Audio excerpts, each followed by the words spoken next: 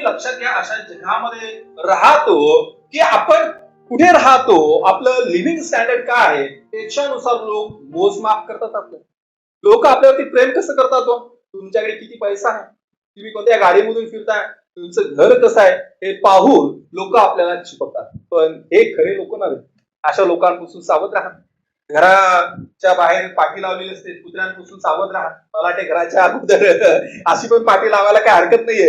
माझी संपत्ती पाहून मला चिपकणाऱ्या लोकांपासून मी सावध आहे. असं जर लावलं तर लोक म्हणते अरे जायचं की नाही आत, ते लोक आताच येणार ते पहिले बाहेर राहतील. कधी कधी लोक आपल्याला चिपकतात का, जसं की गुळाला ते मुंग्या लागतात, मुंगळे लागतात का, गुळ स्वीट आहे, आपल्यापासून काहीतरी मिळेल म्हणून लोक आपल्याला चिपकतात. जसं त्या उधळ्या पुत्राला त्याचे मित्र चिपकले होते का, काहीतरी त्याच्याकडून फायदा होईल. कधी आपलं रंगरूप एवढं काही खास नसते आणि लोक आपल्या रंगरूपावरून आपल्याला चिडवतात. पण बायबल मध्ये किती सुंदर सांगितलंय, स्तोत्र 139 आणि वचन 14 मध्ये तिथं असं म्हटलेलं आहे की मला अद्भुत आणि भयप्रद रीतीने परमेश्वराने घडवलेलं आहे. लेया दिसायला काही खास नव्हती, तिच्या डोळ्याबद्दल सांगितलं तिचे डोळे निस्तेज होते.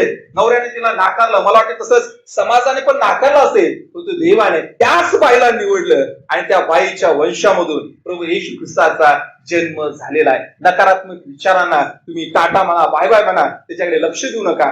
का, कारण की देव तुमच्याकडे लक्ष देत आहे.